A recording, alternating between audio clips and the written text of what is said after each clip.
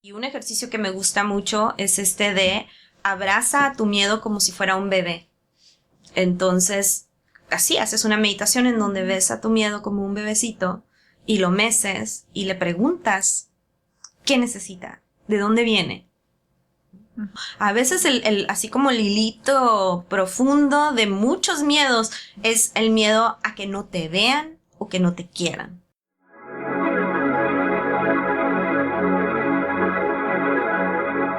Bienvenidos a Gravitando. Estoy feliz porque este día especialmente voy a tocar un tema que me encanta, me llena como de intriga. De hecho es algo que personalmente pues lo llevo conmigo también en cuestión de ir investigando más acerca del tema. Y está conmigo mi amiga Marta Elisa Castro, que me encanta porque ella sí desmenuza el tema, pero bien y bonito, ¿no, Marta Elisa? Me encanta también a mí, ya sabes, ¿no? Feliz de estar aquí, gracias, Denise, por la invitación. Qué bueno que estás aquí con nosotros en el estudio. Y hace rato platicábamos qué tan importante a veces es el hecho de saber cómo comenzar un proyecto. O sea, qué es lo que nos puede impedir, en este caso el miedo, impedir decir, estoy listo, estoy dispuesto a comenzar aquello que soñé tanto, aquello que con lo cual yo crecí, me visualicé, o quizá simplemente me enseñaron desde pequeño, ¿no? Mis papás, o estás viendo el ejemplo de alguien, ¿no? Sí, lo normalizas, ¿no? Esto es algo que no dudo que yo lo pueda hacer, ¿no? Exactamente. Así a veces crecemos, ¿no? O a veces no tenemos estas referencias y se nos hace algo imposible, ¿no? Yo siempre platico de que hay dos tipos de miedo. Les digo a mis alumnos que hay un miedo que paraliza, que ese es el miedo poco sabio, y hay un miedo que te impulsa. Hay un miedo que con todo y miedo lo cargo y sigo avanzando, ¿no? Entonces, hay miedos muy orgánicos, como cuando sucede algo inesperado que hasta dejas de respirar, ¿no? Así como te quedas sin aire, ¿no? Y luego ya reaccionas y funcionas, ¿no? Entonces, el cuerpo está hecho para reconocer este tipo de emociones, este tipo de situaciones, y también reconocer que todos lo hemos sentido. Y todos lo vamos a seguir sintiendo. Es algo muy natural, es algo muy humano, ¿no? Yo siempre me voy como a esta parte de reconocer nuestro miedo. Y yo me preocupo cuando tengo algún paciente de duelo, cuando me doy oportunidad de ser tanatóloga un ratito, que les pregunto, ¿no? ¿Y cuáles son tus miedos? Y no, ninguno. Así como, no, también igual con el enojo, ¿no? Y tú, no me enojo, no. Y me preocupa mucho a mí quienes no tenemos como esta introspección suficiente como para decir, claro que tengo miedo. Claro que hay cosas que la incertidumbre es horrible, ¿no? Y ahora con la pandemia creo que eso es algo que nos ha hecho hermanarnos, más, hacernos más humanos, más sensibles. El miedo que a todos nos abrazó en algún momento, porque literal no sabíamos qué iba a suceder, ¿no? Así es. No sabíamos, cuando preguntábamos cuándo vamos a terminar esta pandemia infinita, el que todavía no termina, ¿no? Ya llegó para quedarse. Era como, no sé, ¿no? Tengo miedo porque no sé qué va a pasar.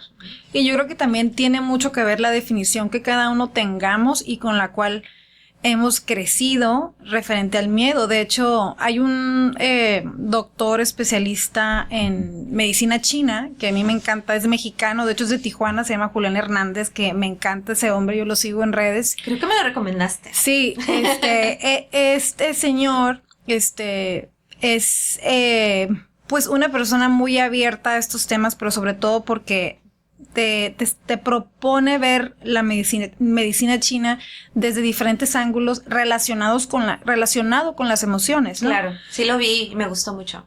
Sí, entonces él dice mucho, por ejemplo, que el miedo, la ansiedad, etcétera, ¿no? Todo lo que provoca esta sensación siempre nos la han inculcado desde niños. O sea, hemos crecido con miedo. No vayas para allá. Cuídate. Te va a regañar el Sí. policía.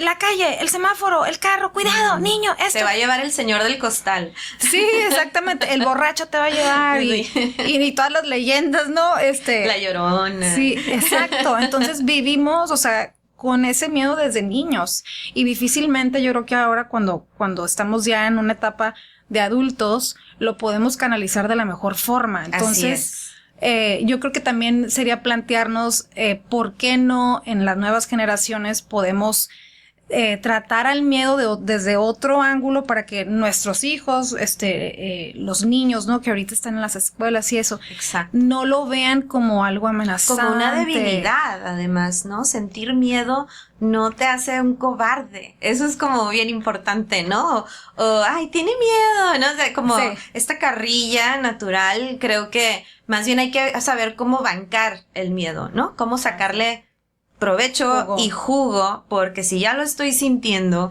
si ya es parte de mi naturaleza, como yo lo hago mucho con el llorar, ¿no? Con el llanto, si ya soy una llorona, ¿cómo le hago eso para que sea como algo poderoso en mí, ¿no? Uh-huh. Entonces, en mis clases de meditación leímos un librito de pe a pa, no está tan largo, ¿no? Pero está muy, muy nutrido, que se llama justamente Miedo. Y es de un maestro zen que acaba de fallecer, Thich Nhat Hanh. Que sí, hace poquito. Sí, de hecho me llegaron muchos mensajes siento como dándome el pésame, yo qué lindo. No es mi maestro directo, sí lo conocí, pero no es parte de mi linaje, ¿no? Yo soy de otro estilo de budismo, pero sus enseñanzas son muy profundas, ¿no? Y él habla justamente de este miedo que tú mencionas, Denise, como es este miedo original con el que nacemos, ¿no? Como el miedo a la oscuridad, por ejemplo, ¿no? Y este miedo muy interesante está en nuestro ADN y viene justamente de la época que andábamos en las cavernas, ¿no? Sí. Cuando vivíamos en la época prehistórica y había tanto peligro que literal nos podemos caer a un pozo o nos comía un jaguar o yo no sé, ¿no? Algún bisonte o algo así. Y dormíamos con miedo y vivíamos con miedo y la oscuridad era un peligro real, o sea, amenazaba nuestra muerte, ¿no?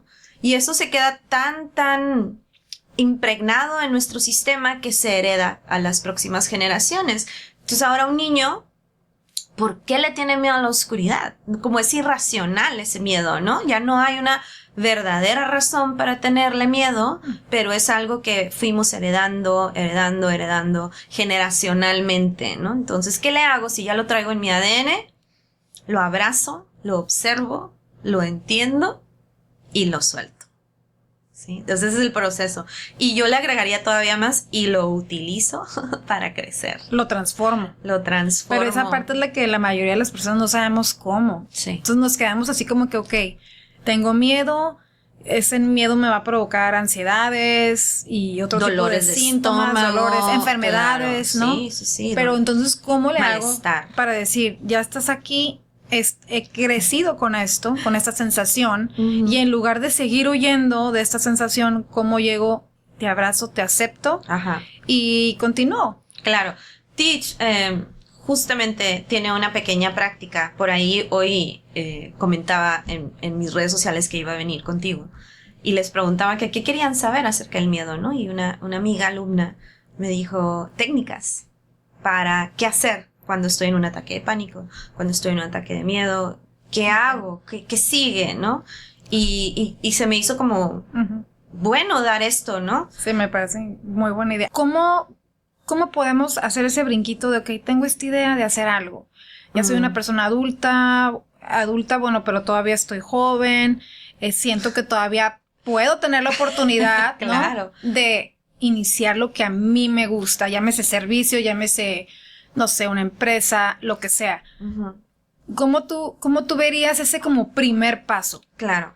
Pues bueno, yo creo que afortunadamente ahora vivimos en una época en donde ya no hay como este plan de vida en donde a cierta edad teníamos que hacer algo y si no lo hacíamos a esa edad ya no lo hicimos nunca, ¿no? Creo que ya estas nuevas generaciones nos están llevando de la mano a entender que no existe eso, ¿no? Que siempre podemos hacer lo que querramos a cualquier edad y hasta yo en la ropa lo veo de que te puedes poner shorts aunque tengas más de 40 años y todas estas ideas ridículas que antes existían, ¿no? Como ya no existen en esta nueva realidad, ¿no?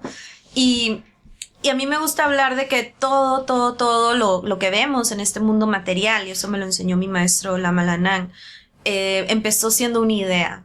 ¿no? Y cuando mi maestro dice, todo esto está hecho de mente, is mind, dice él, y yo así como le traducía ese enseñanza, y yo, ¿cómo que mente? No entendía, ¿no? Y luego ya fui poco a poco comprendiendo que todo esto empezó siendo una idea o un sueño en la mente de alguien más. Este micrófono, esta silla, se tiene primero que proyectar en el reino de las ideas. Y luego lo sentimos, después viene por el filtro de la emoción, me emociona, me motiva, me da miedo, me aterra, o lo que sea, ¿no? Cualquier emoción. Y luego ya lo vamos aterrizando en la materialidad. Y obviamente en la materialidad de la idealización a la realización hay como todo este camino, ¿no? Y en ese camino hay cosas pues que vamos a soltar, ¿no? Como pues es que tenía yo esta idea que quizás en primera instancia no la voy a poder lograr al 100%, pero sí puedo lograr un 20% de esto, puedo lograr un 30%. Pero ¿qué pasa cuando hay varias ideas? Porque yo puedo tener 5 muy buenas ideas. Entonces, esas mismas 5 ideas pueden ser tan buenas que a lo mejor me pueden causar confusión, indecisión, y entonces me cuesta más trabajo enfocarme en esto es lo que quiero hacer. Yo creo que en ese caso las ideas pueden contenerse a sí mismas, ¿no? Entonces, ¿cuál es la idea básica que me va a dar un terreno para que todas las demás puedan florecer de este terreno, ¿no? ¿Cuál va a ser mi campo fértil?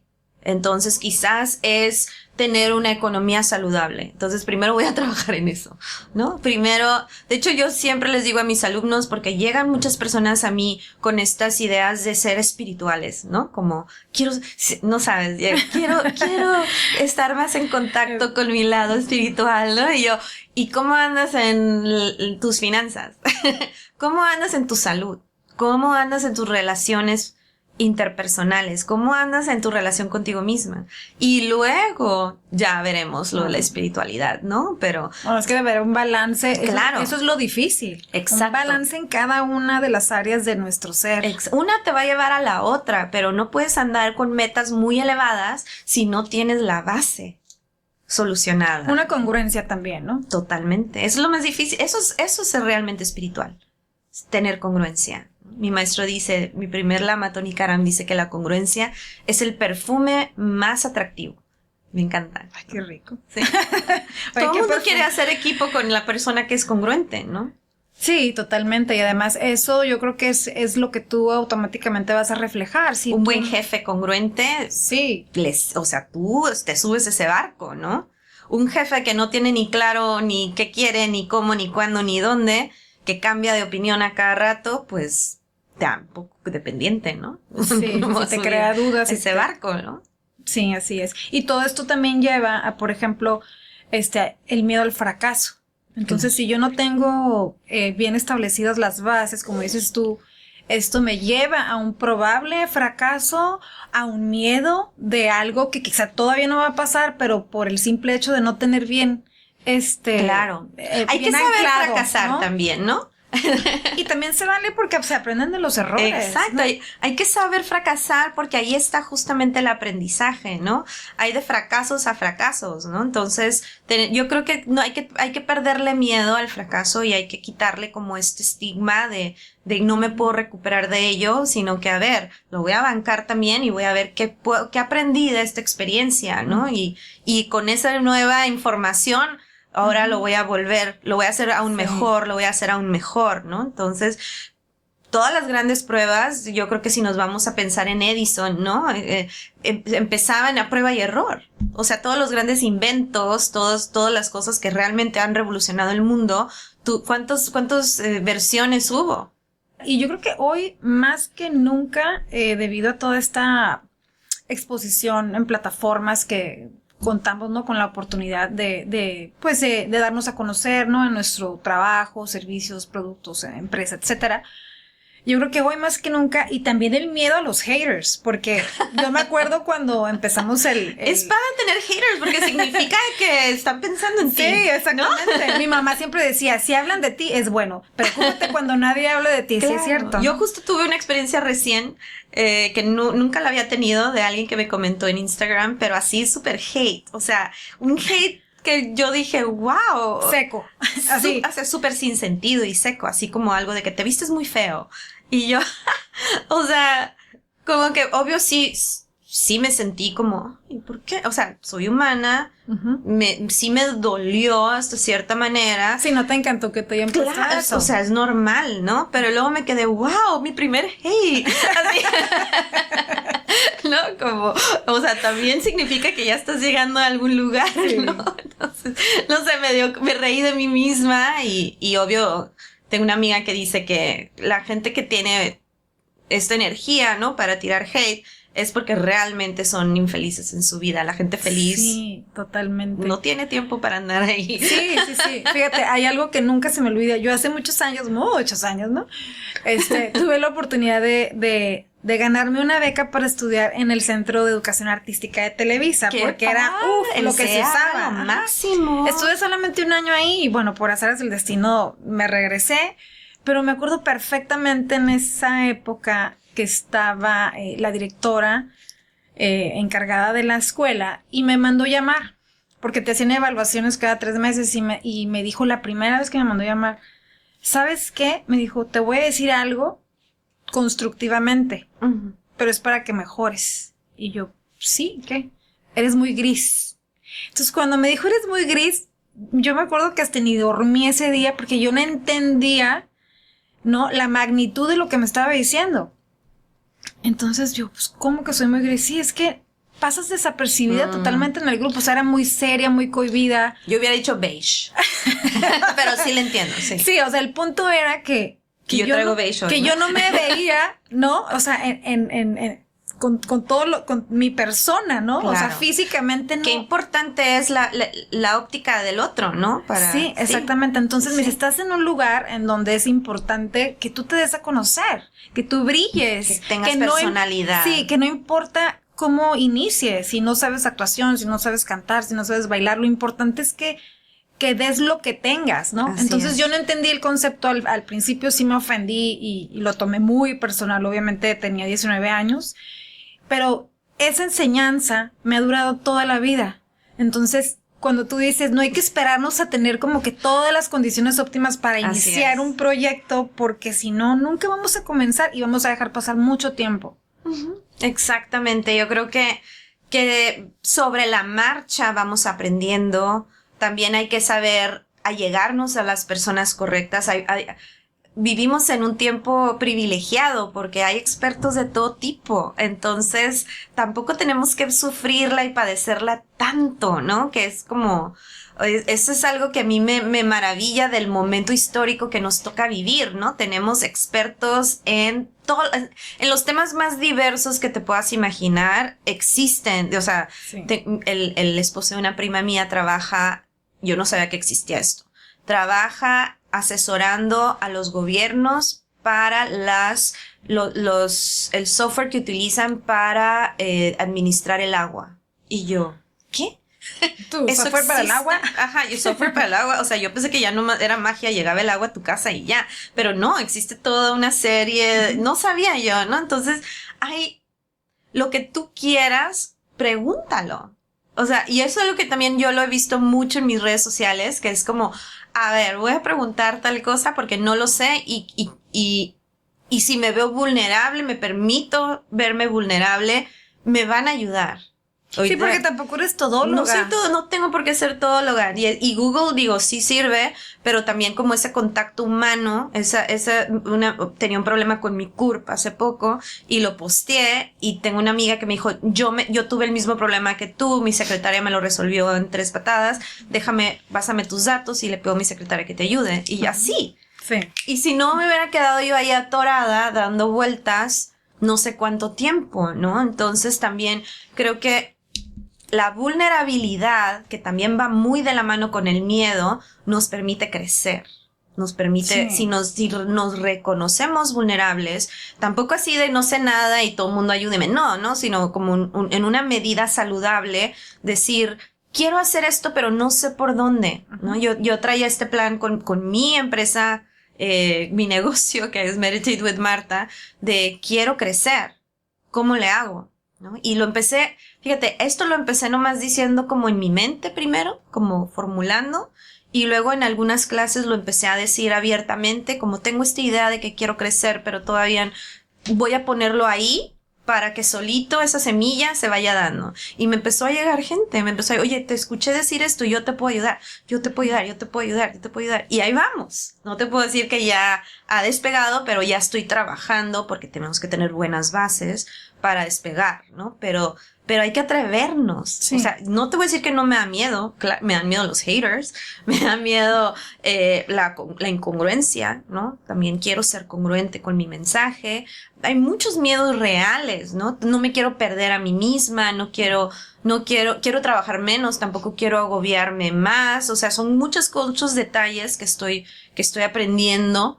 Pero se puede bajo mis propias reglas. Tú puedes crecer sin perderte a ti mismo, pero tienes que empezar como a reconocer ese miedo, ser vulnerable y pedir ayuda. Entonces, no hay límite. Sí, y a veces también trabajar en equipo es difícil porque queremos emprender cosas y proyectos nosotros, como tú bien lo mencionaste, con nuestras propias reglas, nuestras propias ideas, y nos bloqueamos a veces sin quererlo y no entran esas claro, cuestionamientos que pueden ser a favor tuyo, a favor de tu empresa, y vienen de afuera, ¿no? Claro. Entonces se vale también tener esa, como dices tú, también hasta humildad para poder recibir, ¿no? Ese feedback. Exacto, que necesitamos todos, ¿no? Sin excluirnos. Yo hablo y esto también creo que aplica como para todo tipo de relaciones, o sea, sí laborales, sí de emprendimiento, pero también de pareja.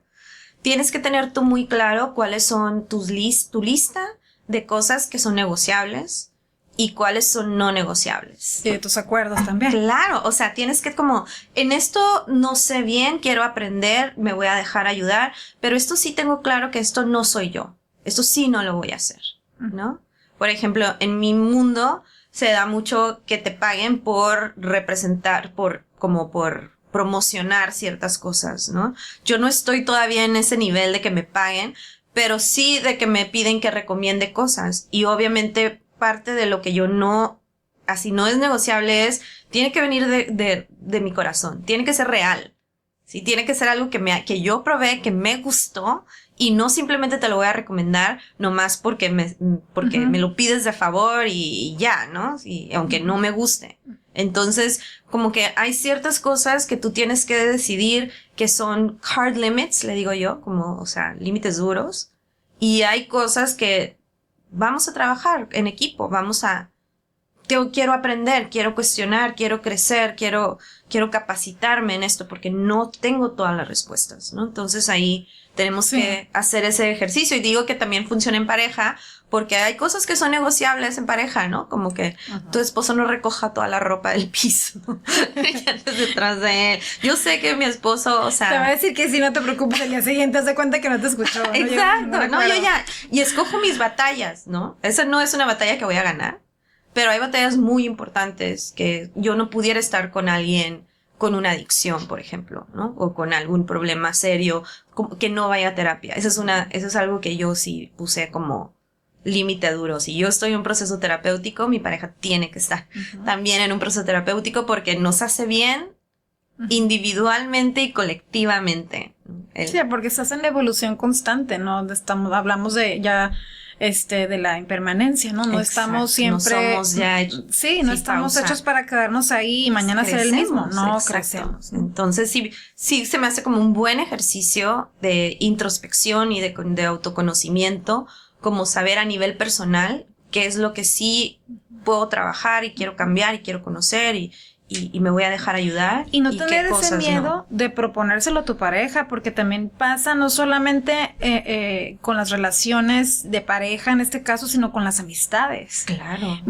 Otra cosa también nos enseñan desde chicos de que no, mi amiga es para toda la vida, mi amigo es para toda la vida, y eso no es cierto, eso es una gran mentira, ¿no? El otra vez leía un post en Facebook que me encantó que decía: una gran amiga dura 2 años, una hermosa amiga dura 12 años, otra excelente amiga, y todas eran buenas, ¿no? Al final de cuentas, unas te van a durar más que otras. Claro. Y también es como cerrar los círculos y decir, no tengo miedo como a decir, ya no, tú y yo ya no estamos en el mismo canal, no nos entendemos, pero te respeto y me quedo con todo el cariño que te tuve. Exacto, pero seguimos teniendo esta buena base, ¿no? Entonces, sí, nuestros caminos, pues así es esta vida, ¿no? Siempre nos estamos acompañando un ratito más, un ratito más grande, ¿no? O nada, ¿no? Sí. Nomás un hola y adiós, pero Sí. siempre acompañarnos desde una buena intención, ¿no? Desde un buen corazón.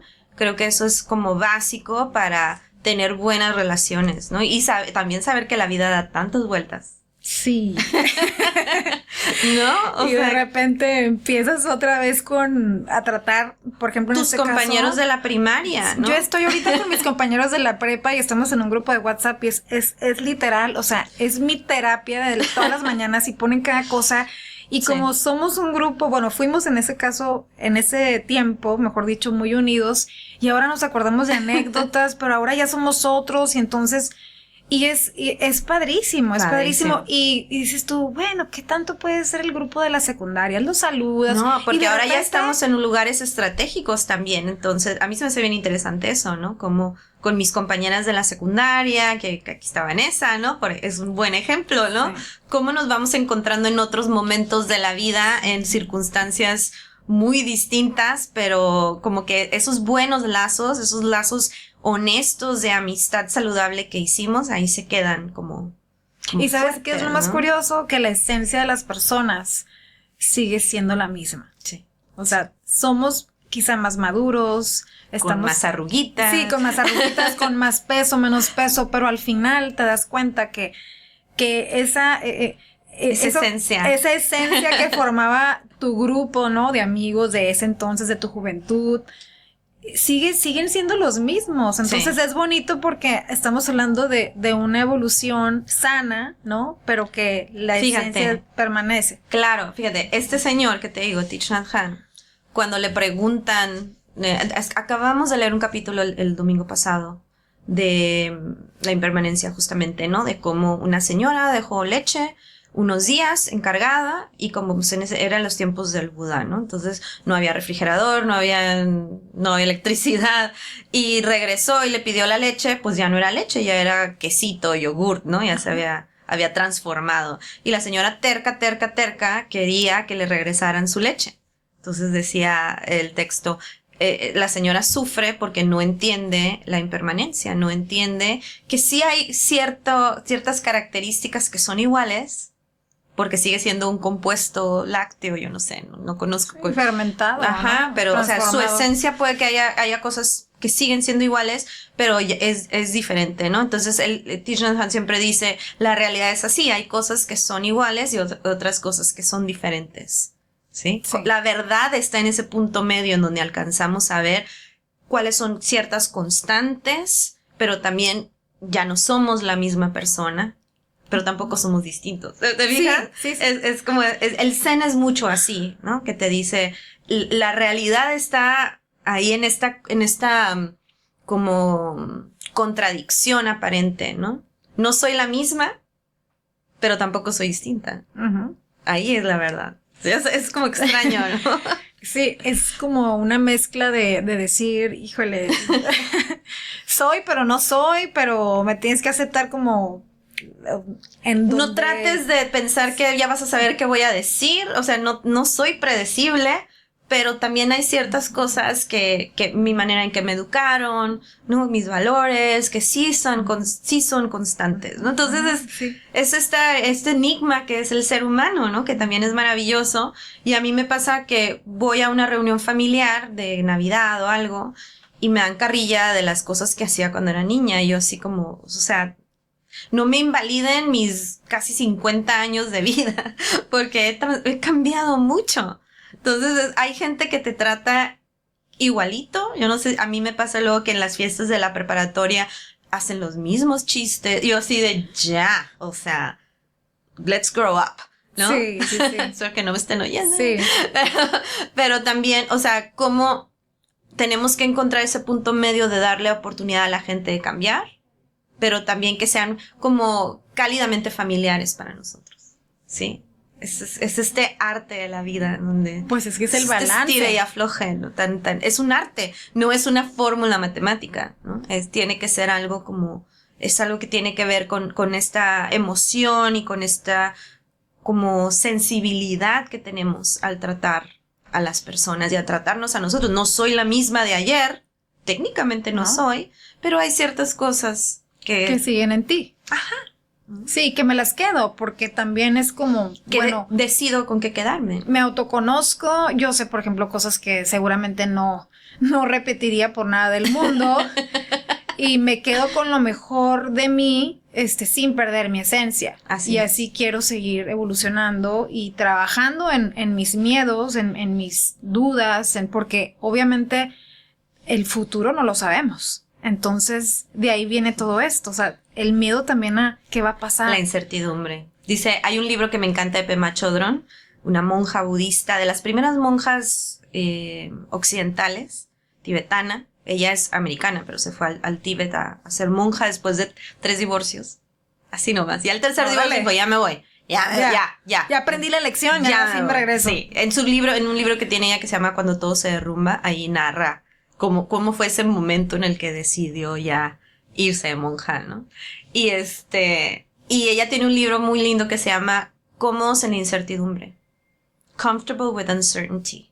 ¿No? Y la práctica de la plena conciencia, de la meditación, del mindfulness, es mucho eso, cómo sentirnos cómodos en la incertidumbre, porque literal no sabemos, creemos que sabemos, pero no sabemos qué va a pasar, dice mi maestro, en la próxima hora, el próximo día, el próximo año, no sabemos. Y vivimos con esta idea de como estos prejuicios, ¿no? Presuponer, ya sé qué va a pasar, y eso es algo como muy de adolescente, es una mentalidad muy adolescente, ¿no? Ya me la sé, nada nuevo, ya me aburrí, esa idea de estoy aburrido con la vida. Pues es el viaje más emocionante, literal, porque no sabemos qué va a pasar, ¿no? Entonces, este tipo de prácticas que a mí me encantan, que es la meditación, te ayudan como a sentir como esta emoción saludable por la incertidumbre. Sí da miedo, no te voy a decir que no. Pero el otro lado, no sé si hemos hablado de esto, Denise, pero el otro lado del miedo, como la misma energía, pero virtuosa, sería la intrepidez o la valentía.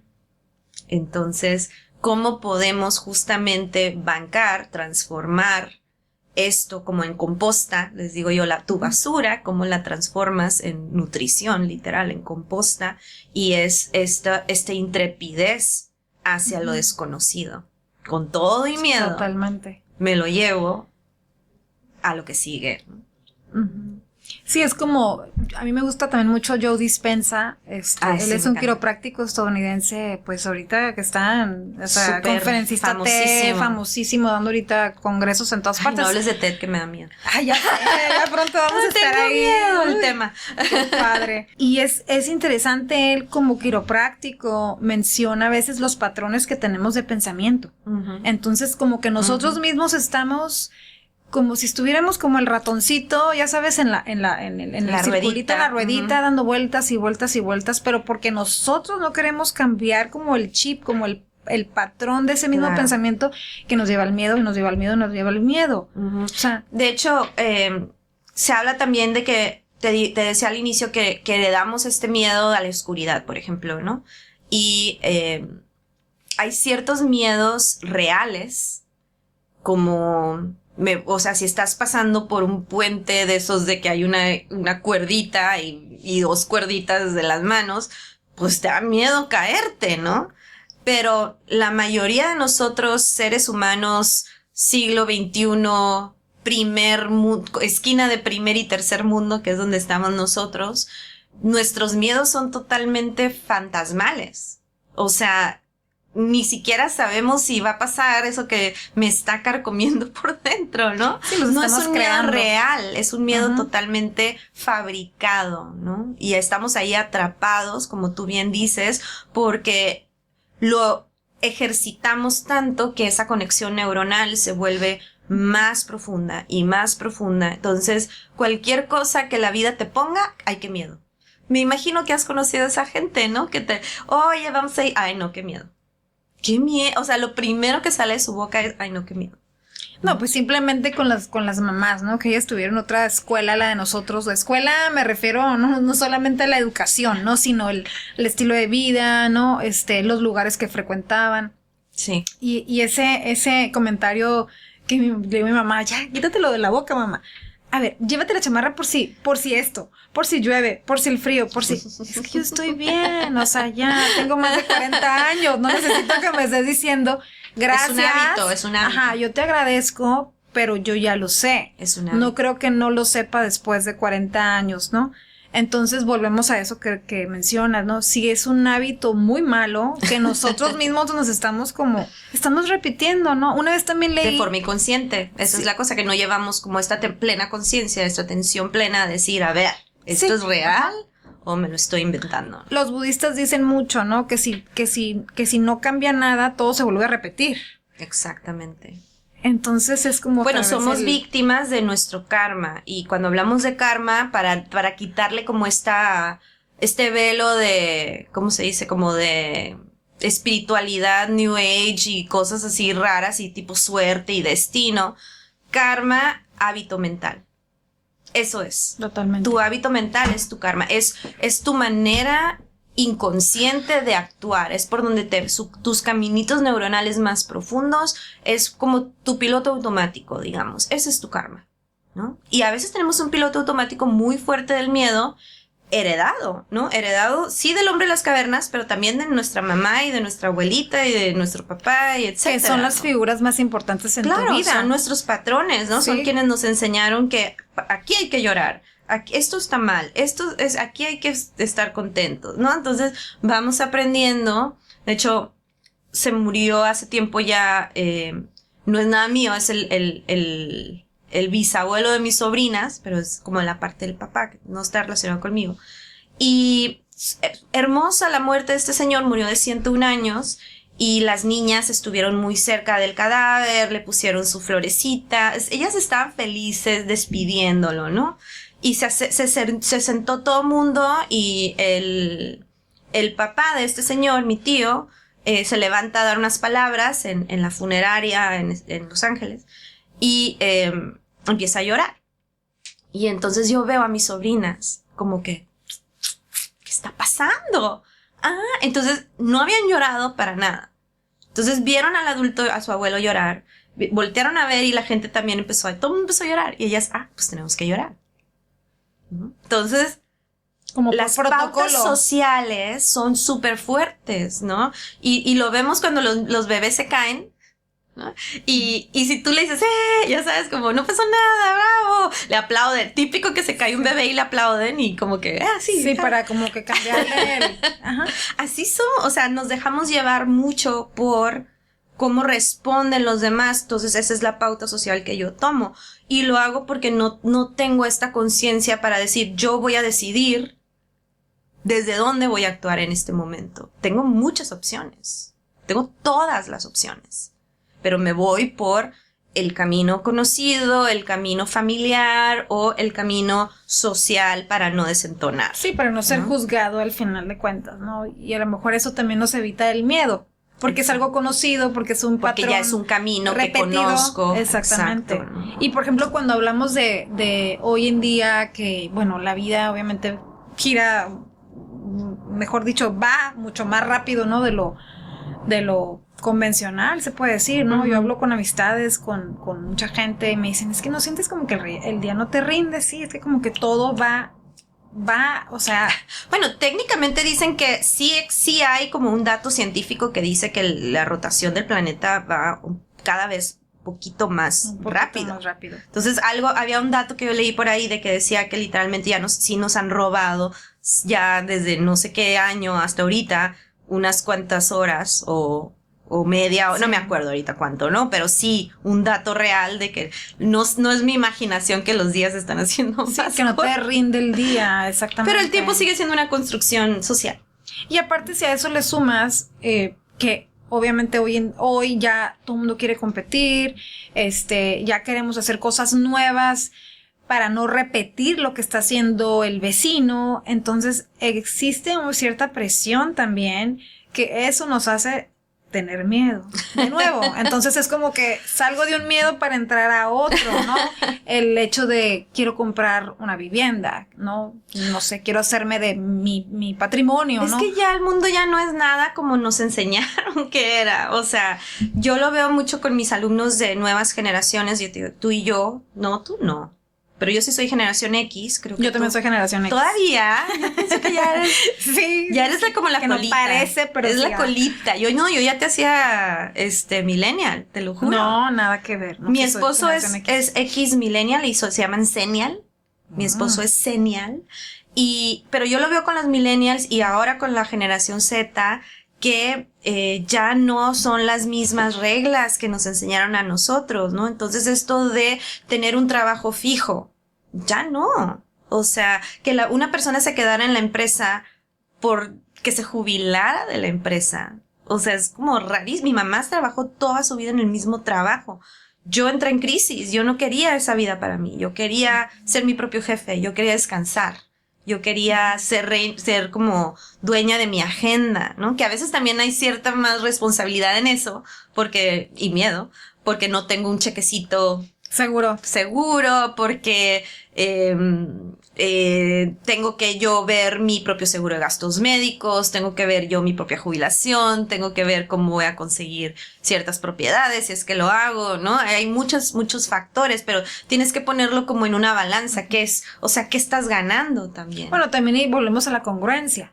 O sea, sí puedo hacer las cosas diferentes para seguir adelante, vivir, ¿no? Tengo que comer, tengo que pagar ¿Y cuál es la base? Exacto. ¿Y cuál es la base? Tengo que tener mis necesidades básicas resueltas y tener un plan a futuro, pero si no tengo primero mis necesidades básicas resueltas, ¿de qué sirve todo lo demás, no? Salud mental, salud emocional, salud física, buena comida, descanso. O sea, creo que estas nuevas generaciones nos están enseñando que hay que ir back to basics, ¿no? Hay que regresar a lo primordial y lo demás llegará o no llegará por añadidura, ¿no? Pero si no tenemos buena base, no ¿de qué sirve? Avanzar. Exacto, ¿de qué sirve, no? Yo por lo menos lo veo con mis alumnos, sí hay mucha incertidumbre, pero a nosotros los viejitos, entre comillas, ya somos viejitos.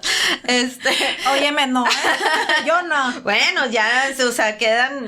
Pues somos la segunda. Bueno, decía un amigo, estamos como a mitad están de los boomers. Vidas. Y yo, bueno, está bien, así lo voy a tomar. Midlife, ajá, ya no están midlife. los boomers y luego ya nosotros. O sea, sí. Ya al rato vamos a ser los viejitos. Ya nos falta poco. Ojalá lleguemos ahí, ¿verdad? Pero yo he aprendido que ellos me marcan la pauta para yo tener más libertades. Claro, hay más incertidumbre, pero también hay más libertades, ¿no? Y yo veo la vida de mi mamá o de mis tíos como un poco más protegida, más confiada, más como no me voy a salir de este mundito porque esto es lo que hay, ¿no? Entonces o no se quieren salir de la zona en la que viven, en ¿no? esta zona, literal. Para empezar, ¿por qué? Porque me queda que el mercadito aquí a 2 cuadras. De donde he ido toda mi vida, ¿no? ¿Cómo se van a salir? Yo me acuerdo cuando me fui a la universidad, literal. Yo me fui a la universidad en el 93. Me fui a Monterrey. Y nos acabamos de graduar. Yo, en cuanto me gradué de la prepa, me fui a la universidad. Y muchos compañeros míos se quedaron en Tijuana, ¿no? Y era como, no, mejor aquí me quedo y voy aquí a la universidad. Y por lo menos yo no puedo más. Tengo que ver qué hay más allá. Así como hay una película que se llama Pleasantville, que es como un sitcom y todos los personajes son en blanco y negro y los que empiezan a salirse de las fronteras les empiezan a salir colores, ajá, ¿no? Y literal, a mí me encanta esa película, ¿no? Literal, yo también iba como, quiero conocer gente de otros lugares, latitudes, que piensan diferente que yo. Claro que me fui a un lugar bastante cómodo también, me quería ir a la Ciudad de México, pero no me dejaron. Pero es como, estos chicos son ciudadanos del mundo, estas nuevas generaciones. O sea, ya no es quedarse en tu barrio, sino voy a conocer y ya con conocimiento, si quiero me regreso a mi barrio y está bien, ¿no? Uh-huh. Pero ya conocí, ya viví. Creo que ya no hay como lo que te decía al inicio, como esta idea de que a cierta edad tengo que hacer esto y luego ya no la idea de que no es un fracaso, ¿no? Yo me acuerdo cuando me regresé de la universidad, mi tía, que la amo, la adoro, Pero en ese momento así como, ¿no? En el estómago. Fracasaste, me decía. Y yo, ¿cómo? ¿Por qué? ¿Qué hice? Pues me gradué, traigo mi título. Me decía, pues no te regresaste con marido, ¿cómo? Y yo, ¿qué? Yo pensé que iba a estudiar, no sabía. Fuiste a la universidad y no regresaste sin estar casada. Y yo sí, ¿de qué? Pero para ella eso era parte de un éxito, ¿no? Era estudiar, ¿no? ¿Qué sigue? Pues encontrar esposo, luego casarte. En mi familia se dieron por vencidos conmigo porque me terminé casando a los 42 años. Entonces ya era de que cansados de y el novio, ya saben, hasta que ya dejaron de decirme y luego de repente, ¿qué? ¿Se va a casar? Así como, ¿sí? Qué sorpresa, ya no, o sea, yo ya me daban así por quedada, ¿no? Pero pues hay que hacer las cosas a tu tiempo. Y esa palabra también se me hace tan fuerte y tan denigrante porque estás etiquetando a una persona. Sí. Y el clásico también de que, ay, no es que vive con la mamá, ¿no? Sí. Y es hombre, ¿no? Y nunca se casó, mamá boy. ¿Y tú cómo sabes quién es mamá boy? A lo mejor él decidió por alguna razón que desconocemos. Historias que no conocemos. Suponemos. Exacto, pueden ser razones muy fuertes que van más allá de lo que nuestro cerebro puede pensar. O no tener hijos. Aparentemente. No sabes, ¿sí? O sea, yo, bueno, me casé por fin.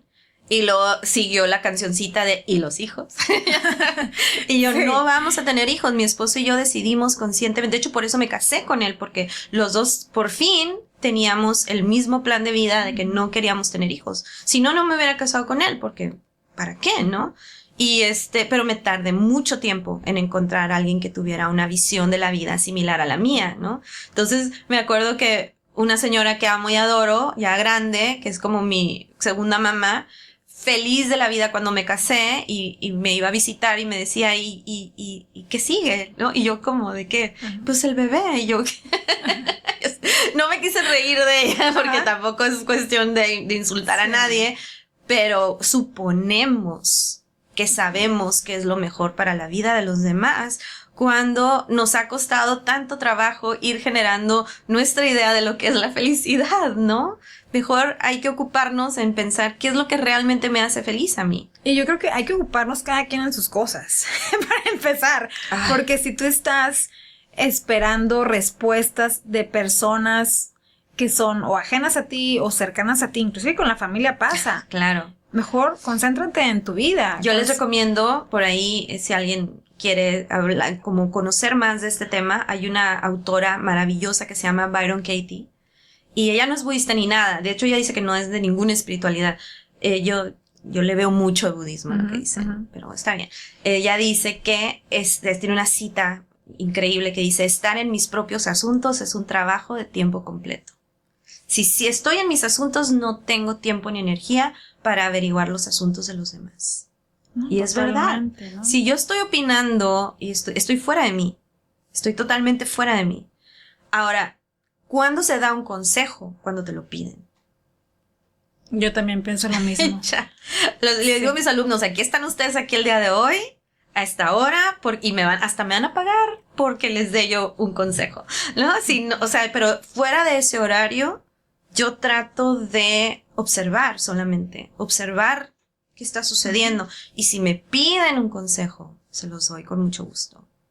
Pero sí, entonces ya entras, ¿no? Porque me distraigo de averiguar qué onda conmigo, ¿no? Pero... Y aparte también yo creo que el dar consejos hasta tú transmites esa energía. Estás hablando de ti siempre. Sí, y si es algo de manera... Si vas a hablar de manera negativa, también tú te estás como vaciando. Porque si no te lo están pidiendo, ¿para qué tú vas a desgastar? Te proyectas. Te estás proyectando. Tengo una amiga que se va a casar y me dice, tenemos una amiga en común que acaba de separarse, ¿no? Y le dio la noticia de que se iba a casar y la amiga recién separada le dijo, pero todo se acaba. Y así como, todo se acaba. Pero pues está hablando desde su dolor. Claro. ¿No? Entonces tenemos que entender que la gente cuando nos dice algo tiene más que ver con ellos que con nosotros. Como el hater que me dijo que me he visto horrible. Sí. Gracias. Gracias por verme. Gracias por tomarte un minuto, tiempo. Quizá claro. Y sé que no soy moneda de oro, ¿no? Y está perfecto, ¿no? Pero fue como, tengo un hater. Sí me agüité, no les voy a negar. Sí me agüité. No me lo brinqué. O sea, sí fue unos instantes de sentirme como mal, pero luego ya como... Lo que pasa es que sigue. también no le das gusto a toda la gente. Entonces, si Imposible. vivimos, y parte de ese miedo también es eso, es miedo al ser juzgado, sobre todo cuando estás en el caso de plataformas, en escena, ¿no? En el ojo público. En el ojo público. Claro. Pues es difícil complacer a cada Por eso uno. es tan importante tu trabajo terapéutico personal, ¿no? Por eso es tan importante que no te dejes llevar ni por los haters, pero tampoco por los comentarios de eres lo máximo. O sea, es igual de peligroso, pues, de un lado que de otro es igual de peligroso. Tienes que tener como este balance de que tu autoestima no dependa de lo que digan los demás. Sí escuchar, sí aprender, sí tomar nota de cómo podemos mejorar. Y agradecer, porque al final también Es tu energía y su es tiempo, importante ¿no? Pero no, o sea, si eres como demasiado vulnerable a eso, pues no es saludable. Y hay una razón detrás que hay que ver en terapia también. Por eso te digo que yo soy fan de la terapia. Sí, y la gente tóxica, de cierta forma, que entre ellos están los haters y está inclusive la familia, ¿no? Que puede haber mucha toxicidad entre miembros de la familia hacia ti, hacia tu persona. Pues siempre va a estar, o sea, ¿por qué? Porque no podemos... Es inevitable. No, exactamente, no lo podemos evitar. Pero la manera en que reaccionamos, ahí sí tenemos Ahí oportunidad. sí, ahí Exacto, sí. no hay que perder nuestro poder personal siempre, ¿no? Oye, no sé si nos da tiempo de hablar de las estrategias. Sí nos da tiempo, claro que sí. Lo que pasa es que él Emocionada. estaba más o menos con los temas que quería primero Claro. mencionar para que no se nos Claro. fueran. Sí comentabas de que es importante tener como tips, técnicas Claro. para que nos ayude a controlar nuestro miedo. Así es. Yo me baso en les digo que lo leímos, yo creo que leíamos como 2, 3 párrafos por sesión y nos lo leímos todo el libro y así como a mí me encanta, yo creo que fueron años, o sea, más de un año fácil. Me encanta como desmenuzarlo y vienen ejercicios y un ejercicio que me gusta mucho es de abraza a tu miedo como si fuera un bebé.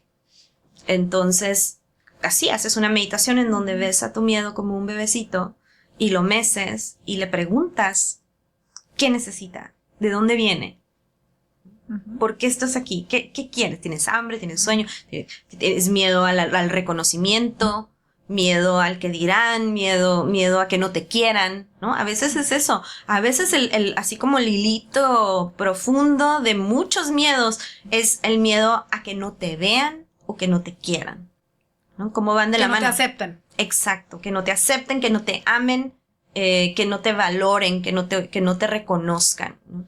Y por ahí hay una cita de Yoda, de Star Wars, que es bastante zen, ¿no? Bastante budista, que habla como el miedo lleva al sufrimiento y lleva a la violencia. O sea, las guerras están hechas de miedo en el fondo, ¿no? Como nosotros cuando no conocemos algo le tiramos un manotazo, ¿no? Cuando no sé qué es ese animal, lo mato. ¿Sí? El insecto, ¿qué insecto tan raro? Mejor lo piso. Entonces, lo tomamos nuestro miedo, lo observamos como una madre amorosa que ve a su bebé y le pregunta, ¿qué necesitas? Ese es como high level, ese es como meditación elevada. Ahora, si estamos, como decía mi alumna y mi amiga, en un ataque de ansiedad, en un ataque de pánico, ¿qué hago en ese momento? Hay que respirar. Y justamente ayer doy clase en una escuela para niños con autismo, y pues tienen autismo severo, en donde no hablan, no pueden, o sea, no tienen esta capacidad verbal natural, pero se comunican a través de una rejilla de letras y van señalando letra por letra y hacen frases exquisitas, ¿no? Y con ellos lo que practicábamos, a veces no tienen ganas de meditar, y está bien. Entonces les decía, vamos a respirar. Entonces nos sentamos, hicimos un ejercicio en donde inhalábamos por la cantidad de segundos que ellos pudieran, 3, 4, 5, 8, lo que quieran. Reteníamos por esa misma cantidad y exhalábamos por esa misma cantidad. Entonces si eran 3, eran 3, 3, 3. 5, 3, 5, así, ¿no? Y esta capacidad de contar la respiración y quedarnos ahí y exhalar lentamente hace que los ataques de pánico se vayan tranquilizando. ¿Y por cuánto tiempo? Porque a veces toma mucho tiempo. Tómate unas 10 respiraciones. Tómate unas 5 o 10 respiraciones así, de inhalo, retengo, exhalo, por una cierta cantidad de tiempo, y va a ir pasando. 5, 10 respiraciones, vamos viendo cómo nos sentimos, y siento que sí va tranquilizándose porque le quitamos la atención a eso que nos estaba dando pánico, le El quitamos, pensamiento. exacto, le quitamos ese poder, esa energía y se lo damos a algo muy orgánico, que es tener cuerpo, tener respiración, contar las respiraciones y como que te desatonta, iba a decir otra palabra. Tú dila, no Te importa. desapendeja, ¿no? Sí, te saca como de ese, Exacto. de que estés enganchado, ¿no? En ese Dándole pensamiento. vueltas y dándole vueltas. Y a veces ni siquiera, No es yo real. creo que, no, yo siento, digo, yo soy ansiosa, tengo TAC desde hace un año. Así y te conocí, mi sí, reina. y así ha sido, la verdad, una lucha, un viaje larguísimo, que todavía sigo en él. Y yo creo que también es parte de conocer qué te detona. Porque a veces Exacto. no tenemos, yo digo, pero no tengo miedo, a ver, ¿de qué estoy ansiosa? Ajá. Entonces tengo que buscarle. Esta y me introspección, cuesta, claro. Me cuesta mucho saber, a ver, Claro. mis hijos están bien, tengo salud. Hay que hacer un check, ¿no? Sí, a ver, ¿por dónde puede ir? Exactamente, entonces yo creo que eso también para muchas personas es difícil como detectarlo. Yo creo que Exacto. cuando estás empezando, ¿no? A ser más consciente. Por eso necesitas ayuda. Por eso hablábamos de que hay expertos para todo esto, ¿no? Sí. ¿Quién me va a enseñar a mí estas herramientas? Pues tu terapeuta. Y las vas a ir practicando poco a poco y así te vas a ir conociendo mejor, ¿no? Entonces es que bendita mi ansiedad porque fue un camino que me llevó a conocerme más, ¿sí? Entonces es como, no es gratis, no es malo, el miedo no es malo, la ansiedad no es mala, nada de estas emociones que nos han vendido como malas o como, ¿cómo te puedo decir? Como negativas, pues son puertas hacia el interior nuestro. Entonces tenemos que echarnos el clavado. ¿Tú crees ¿no? que el miedo se quite? O sea, se quita en No. determinado momento. No, yo creo que es algo muy orgánico, es algo muy humano y muy natural. No se trata de dejar de sentir miedo, se trata de aprender a reconocerlo y encauzarlo. Eso es. No se trata de eso. Yo, hasta cuando me preguntan del Buda histórico, ¿no? El Buda Siddhartha, el Buda de nuestra era, de nuestro tiempo, no era un dios, no era algo sobrehumano. De hecho, uno de mis primeros maestros lo define como un ser humano que actualizó todos sus potenciales. Se convirtió en un auténtico ser humano. Y ser un auténtico ser humano es sentir. Venimos a esta realidad a sentir. Pero tenemos que aprender a observar la manera y pulir y optimizar la manera en que sentimos, ¿sí? Pero no se trata de no llorar, de no sufrir, o sea, meditar, les digo a mis alumnos, no te va a generar como esta burbuja que te va a blindar de la vida, ¿no? Yo tuve una alumna que se enojaba conmigo porque les platicaba yo una situación en donde me súper enojé en Walmart, en la fila de Walmart. Y les narraba yo cómo empecé a sentir el enojo, cómo subía desde mis pies y me pegó así en el estómago y sentía como calor, así como caricatura, ¿no? Y me volteaba a ver y me dice, ¿pero cómo? Tú no te enojas, tú no te puedes enojar. Y yo, no estaba hablando de mí, estaba hablando de ella, ¿te fijas? Entonces, claro que me enojo, claro que me da miedo, claro que lloro todos los días probablemente, ¿no? Pero eso te hace más humano, ese es el camino hacia conocerte más. Entonces, no. Contestando a tu pregunta, no creo que nunca dejaremos de tener miedo. Es que el miedo de cierta manera yo creo que nos hace crecer. Nos protege también del Sí, no, peligro. ¿cómo? Nos protege del peligro. O sea, es saludable, así empezábamos esta charla, es saludable sentir miedo porque también nos está como diciendo el cerebro reptil, que es el cerebro más, digamos, más antiguo que tenemos, funciona con esto de estímulo de fight or flight que le llaman, ¿no? O sea, ¿estoy en peligro o no estoy en peligro? Y ese es el miedo, ¿no? Que te sientes como hasta como como se te paran los pelitos, ¿no? De la columna, así como sí, se te eriza. Ajá, entonces es algo súper orgánico y súper de animal también, ¿no? Es algo como muy de ser parte de este reino de la naturaleza. Entonces, no hay que pelearnos con él, pero tampoco hay que alimentarlo de forma fantasiosa y tenerle miedo a todo y a todos y que nos paralice y que no salgamos ahí de nuestro circulito de confort. Porque es que tener miedo no es vivir, o sea, no es vida, es una sensación pues bastante desagradable. Claro, no se siente padre, ¿no? No. Y esto no es puede... vida, exactamente, no es vida. Sí, o sea, tiene la magnitud, la que quieras tú, a donde tú la quieras llevar. Entonces yo creo que ahí es como el secreto, ¿no? De cómo trabajar con eso para que no se magnifique y no se enferme todavía más. ¿Has visto una película? No sé si te suene, pero a mí me encanta, que está basada en un cuento de Carlos Fuentes, creo que se llama El Castillo de la Pureza. ¿No lo has visto? Sí, hace mucho tiempo. Sí, es así clásica mexicana, blanco y negro. Sí. Creo que sale Diana Bracho y no me acuerdo quién más. Pero es un señor que no deja salir a su familia de la casa por miedo. Él es el único que sale y creo que vende veneno para ratas o algo así, para cucarachas el señor. A eso se dedica y les inculcó el miedo, como este tipo de agorafobia de que no, o sea, el mundo es malo, no hay que salir. Y vivían ya como una situación de hacinamiento y de hasta medio incestuosa, creo, por ahí los hijos y bueno, no les quiero contar toda la película, pero es como el miedo llevado al extremo, ¿no? Y cómo podemos ser tan infelices si estamos dominados por un miedo poco saludable. Pero... Sí, totalmente. Y bueno, y ahora el miedo de miedos, que yo creo que puede ser el rey de miedos para muchos y para otros, no, que seguramente para ti no lo es el miedo a la muerte, o sea, miedo a morir. Qué interesante pregunta.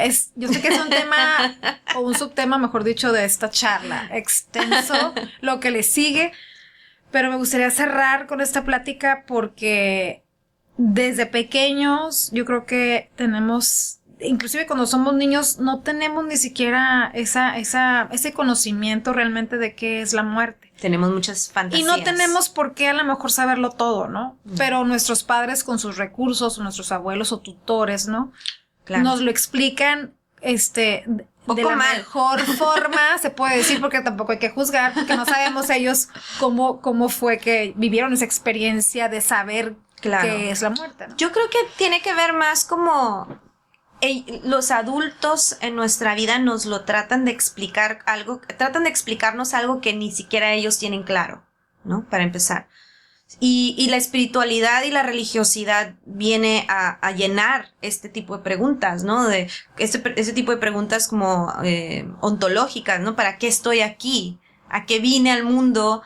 ¿Cuál es mi fin? ¿Qué pasa cuando yo me muera? O sea, como ¿a dónde voy?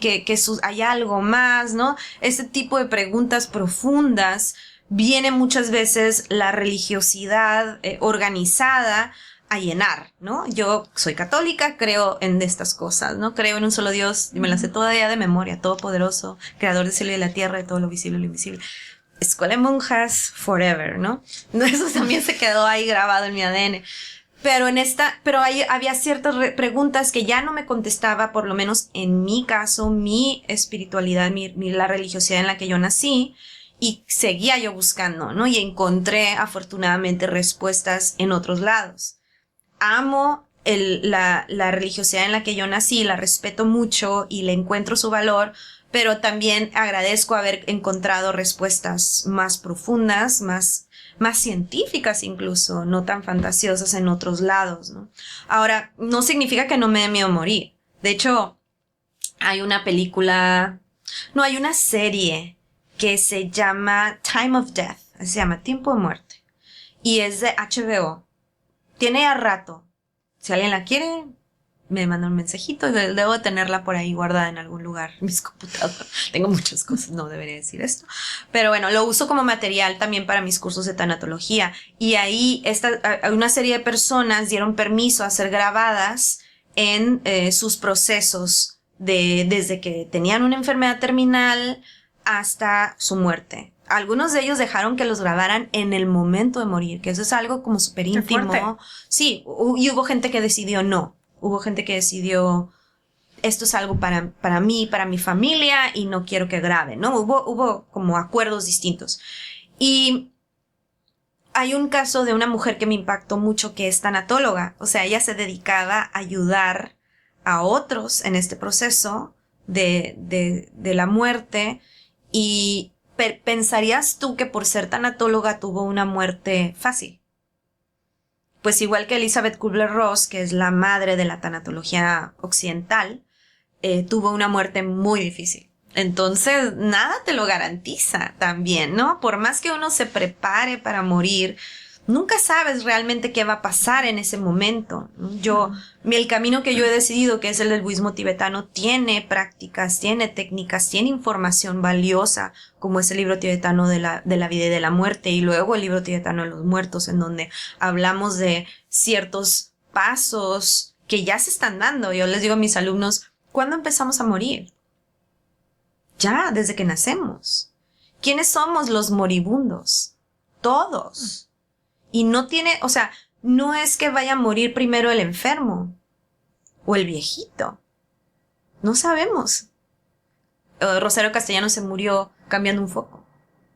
Entonces. Sí, pues es que nada está escrito. Y Barbengoite se murió, se le cayó el elevador, ¿no? O sea, te puedes morir, te picas un oído y te mueres, ¿no? Sí, que el tema no es cuándo te vas a morir, sino estar no preparado, pero trabajar con tu espiritualidad, como dices tú, para cuando llegue el momento. Estés tranquilo. Estés tranquilo. Lo más tranquilo posible. Sí. ¿No? Porque dentro de lo que cabe. Sí, porque a lo mejor te mueres en el proceso de preparación espiritual, ¿no? No sabemos. Sí, no sabemos, pero podemos prever y básicamente lo que el libro tibetano de la vida y la muerte dice, que ese es el que yo le recomiendo si alguien quiere leer más al respecto. Ese es para mí el libro básico. Y de hecho mi maestro acaba de sacar un libro nuevo que se llama El libro tibetano de los muertos para principiantes, que está en inglés, que también se los puedo recomendar bastante. Y dicen, las enseñanzas dicen que si quieres morir con tranquilidad, tienes que vivir con tranquilidad. Y eso es como obvio, ¿no? Pero no lo hacemos. O sea, la mejor manera para prepararte para la muerte es viendo cómo llevas tu vida cotidiana, día a día, instante a instante. Ese es el secreto, ¿no? No pienses que si vives con ansiedad y miedo, poco sabio, y todas estas cualidades poco sabias de la mente, en el momento de la muerte va a salir la paz. ¿De dónde? ¿De dónde? Lo que va a salir es tu hábito mental, tu karma habitual. Eso es lo que, o sea, tu piloto automático. Si tu piloto automático fue andar como gallina sin cabeza corriendo para todos lados, así va a ser tu muerte, ¿no? Entonces, si fuiste generoso, si fuiste paciente, así vas a ser con la muerte también, ¿no? Entonces, no, parecería que hay como todo este misterio, todo este como mucho tabú acerca, ¿no? Pero es como bastante lógico también, ¿no? ¿Cómo me preparo para morir? Viviendo. ¿Y cómo vivo? Tratando de vivir con compasión, con sabiduría, con plena conciencia cada instante. Se dice más fácil de lo que realmente es, pero por eso es que hay tantas prácticas, ¿no? Y creo que no me quiero quedar sin hablar de otra manera de ver al miedo. Hay una práctica increíble que creo que también en este libro narra, siempre lo narra como, ya lo he leído en varios libros de él, que yo lo practico con mis alumnos, que no con todos, porque como que espero que haya un grupo que yo sienta que puedan con esta práctica, porque no es como ligera, que es una meditación que se conoce como la meditación de los 5 recuerdos, en donde nos sentamos con plena conciencia, respiramos, generamos como el terreno, digamos, y luego vamos a decir como que entretenemos o consideramos 5 cosas. Soy de la naturaleza de envejecer, no puedo evitar el envejecer. Por más botox, por más que me encierre en una cápsula de ozono, lo que tú quieras, tarde que temprano envejeceré. Y ya empiezas ahí a sentir como, ay, güey, ¿no? Así como, me da realidad. Pero, y de hecho yo les digo, inhalo, envejecer. Exhalo, no puedo evitar. Entonces, no puedo evitar. Y eso ya te va generando como una previsión, como cuando suceda. Claro, es como cuando practicaba. Claro, yo ya me había preparado un poco para esto. Entonces, la primera es lo inevitable del envejecer, lo inevitable de enfermarnos. Tarde que temprano voy a estar enfermo, si no es que ya tengo en mí esa enfermedad que me va a quitar la vida. Puede que ya la tenga, no es que no se ha desarrollado. Soy de la naturaleza de enfermar, no puedo evitar a la enfermedad. Más ahora con el COVID y demás, ¿no? Esa es la segunda. Soy de la naturaleza de morir. No puedo evitar la muerte. Por más que me esconda, por más dinero que tenga, soy de la naturaleza de morir. Mi maestro dice, si hubo baby shower, habrá funeral. Sí. Y se ríe. Me encanta. Un sentido del humor ahí. Un poquito negro ahí el humor, ¿no? Me encanta. Porque dice que es la verdad. Sí, en esta parte del mundo hacemos fiesta cuando hay bebé nuevo y lloramos cuando muere alguien, y que en otras partes del mundo, cuando alguien nace, es como, bueno, aquí ando otra vez, ¿no? Uh-huh. Y cuando alguien muere es como, wow, tuvo la oportunidad de lograr la iluminación, es una gran oportunidad. Mi maestro dice, la muerte no es muerte, dice, es liberación. Así lo llama él, ¿no? Pero bueno, eso es otro tema. Sí. Entonces está envejecer, enfermarnos, morir. Y la cuarta, es donde más personas truenan. Tarde que temprano tendré que abandonar todo lo que amo, todo lo que valoro, todo lo que es importante para mí, me tendré que separar de ello. Y ahí me ha tocado ver a gente que se ha salido. Porque no sé por qué como que no les cala tanto el de la muerte, sino el de separarse de sus seres queridos. El apego. Exacto. Ahí, sus hijos, ¿no? Su pareja, sus hijos. My house, my money, my things. Así dice mi maestro, ¿no? Que una persona estaba en su lecho de muerte en un ¿cómo se llama?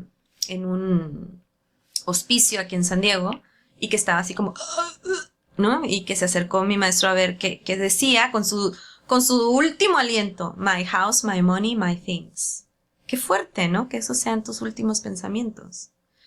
Y la última, lo único que me llevo conmigo son mis hábitos mentales. Mi verdadero tesoro es lo que he practicado, de forma consciente o inconsciente. Ese es mi tesoro. La calma que he practicado, la paz que he practicado, o la angustia que he practicado, el miedo que he practicado. La ira, etcétera, ¿no? Ese es mi tesoro. Eso es lo que real. No te llevas ni a tu gente, ni tu dinero, ni tus pertenencias. Te llevas tu karma, tus hábitos mentales. Eso es lo que te llevas. Y qué triste que, a pesar de que hay tanta apertura hoy en día acerca del tema, ¿no? Por parte de muchas personas, también existe la gente que es muy renuente. Está bien. Y yo sé que está bien. Aprendemos de ellos. Sí, aprendemos de ellos, pero bueno, también me pongo yo a pensar qué padre estuviera que también esas personas tuvieran esa, pues no sé, esa empatía, se puede decir, con ellos mismos, porque al final ese desapego es el que nos lleva a la felicidad plena. Yo creo que no sabemos, ¿no? Yo otra vez me voy como tipo Byron Katie a decir, estar en mis propios asuntos es un trabajo de tiempo completo.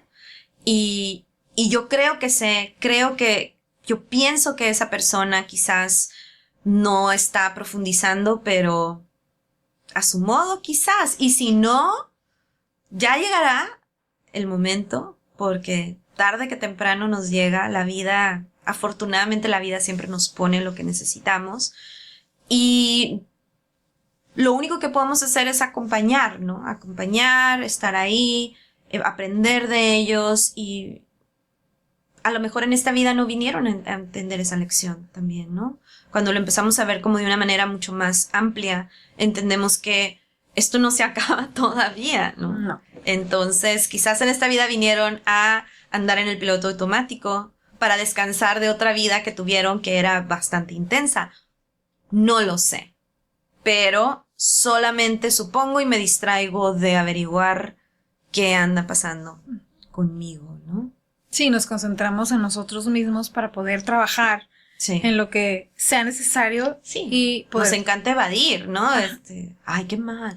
No sé. A mí él no sé. De hecho, mi siguiente camiseta, espero. Cuando me organizo, quiero que diga I don't know. And that's okay. Me encanta la camiseta de This Body Will Be a Corpse. Sí, me fascina a mí también. Tenía tantas ganas de hacerla y quiero hacer más, pero también te digo, mi proyecto va avanzando, entonces ya tengo hasta inversionistas, ¿sí? Deja tú, o sea, entonces tengo que ver en qué quiero que inviertan. Oye, porque esta es una campaña, digo ya para cerrar nuestra charla, es una campaña muy interesante.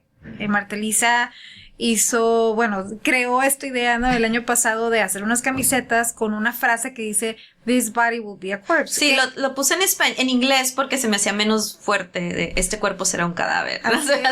Pero sabes que esa frase, yo cuando la vi, dije, qué fuerte, pero qué sabia. O sea, es un recordatorio de, hey, si estás haciendo algo que no te está haciendo feliz, cambia. ¿No? Traía muchas ganas de hacerlo y desde hace años, la verdad, te puedo decir hace más de 10 años. Pero la pandemia fue como un golpe que dije, ¿qué estoy esperando? Ya sabes, o sea, ¿qué estoy realmente esperando? Así se nos va la vida, se nos murió tanta gente a nuestro alrededor que se me hizo todavía como más importante dar ese mensaje, ¿no? Tú me conoces, Denise, o sea, antes de la pandemia... No nos conocíamos antes de la pandemia, pero todavía te tocó conocer como una partecita mía en donde, por ejemplo, yo no me vestía con este gozo que me he visto ahora y que amo la ropa y los colores y o sea, traigo flores, o sea, yo era dark, ¿no? Todo dark, todavía Gótica. Me gusta. Sí. Pero venía como que analizándome, me doy cuenta que venía también como de no figurar, ¿sabes? Como de... Aquí modosita, bajo perfil, lo espiritual no está peleado con esta parte del autoamor, del autocuidado y de ser auténticamente quien, no está, ¿no? Entonces empecé como a sanar eso y la pandemia fue como decir, tengo que aprovechar porque no sé cuánto tiempo me queda aquí. Entonces ese This Body Will Be a Corpse, de hecho le hice en negro y también le hice en blanco. Y a lo mejor la hago en colores, vamos a ver. Pero sí es como esta señal para mí misma y que encontré allá afuera, ¿no? Realmente no la hice para venderla, la hice para mí. Y luego les puse si alguien más quiere y de ahí y me encanta que van a mis clases con mi camiseta. Entonces, lo que pasa es que también te relacionan, ¿no? Las clases de meditación... todo este rollo que tú traes, ¿no? Tu estilo de vida, ¿no? Que va ligado pues a la filosofía budista, eres tanatóloga, entonces ahí hay mucha congruencia. Entonces la gente se identifica con ese mensaje y dice, yo también, o sea, yo también intento. Yo también intento y pienso igual que ella. Entonces yo intento ser congruente, eso es lo que vi. Ojalá, Denise, eso es una labor diaria, ¿no? Entonces no te puedo decir que ya, soy congruente, qué padre. No, o sea, todos los días I check myself, ¿no? Soy como checando. Y ya para cerrar, yo sé que ya no nos queda mucho tiempo, pero justo mi maestro tiene esta variedad de alumnos, ¿no? Y el practicante de budismo, a veces pensamos que se tiene que ver de cierta manera, ¿no? Tiene que andar vestido de cierta manera, tiene que hablar de cierta manera, tiene que practicar de cierta manera. Y para mí ha sido como muy revelador, también gracias a la pandemia, que habemos de todos colores y sabores y que yo no tengo por qué andar juzgando la práctica, incluso de mi propio compañero, ¿no? Yo tengo compañeros del mismo maestro que son, para mí, un ejemplo de practicantes. Pero mi vida es muy diferente a la de ellas y no significa que yo no sea una buena practicante si yo hago mi práctica, mis circunstancias son distintas, ¿no? Eso es como la libertad que mi maestro me ha dado y es lo que yo trato como de compartir con mis alumnos, ¿no? De que no te tienes que disfrazar, no tienes que como aparentar algo. Mi maestro dice, un verdadero practicante is not for the robes, dice él, no es por las ropas que traes puestas, es cómo llevas a cabo tu práctica y cómo llevas tu práctica no es algo sagrado, dice él, es algo sagrado y secreto y no tienes ni siquiera por qué compartirlo con nadie más. De hecho, si lo compartes de repente como empiezas a presumir y ahí se te va también tu energía buena, ¿no? Lo trivializas. Entonces, para mí ha sido... Es una línea muy delgada. Exacto. Para mí ha sido todo un viaje. Desde que empecé como en la pandemia, muchas cosas se me presentaron de manera como mucho más clara a la luz de la muerte y de la impermanencia. Y he empezado como a explorar, digamos, ¿no? Entonces, de ahí nace Meditate with Marta, justamente. Y me gusta no ser tan predecible, ¿sabes? Como, Marta así piensa, o Marta así es, ¿no? Digo, trato de ser congruente y auténtica y genuina, pero no como una caricatura de lo que debe de ser una Bueno, también es maestra. parte de tu personalidad y también tú te tienes que como que guardar tus comentarios a lo mejor irrelevantes, ¿no? Que pueden surgir en la marcha y no pasa nada. Está Exacto. bien. Tengo que tener unos haces bajo la manga ahí para Sí, sorprender de repente. Todo mundo, yo creo, ¿no? Marta, pues nos quedamos con un sabor de boca increíble acerca de este tema. Me Gracias, encanta. Denise. Esperemos que muchas personas se lleven algo muy bueno de esta charla. Yo también. Sobre eso todo espero. algo muy profundo y que nos deje en conciencia todo lo que tenemos que practicar antes de partir y que el miedo lo podemos Capitalizar. lo podemos transformar sobre todo en algo bueno. Definitivamente. Es una energía muy poderosa que podemos utilizar para nuestro propio beneficio. Muchísimas gracias. De nada, gracias a ti. Namaste. Namaste.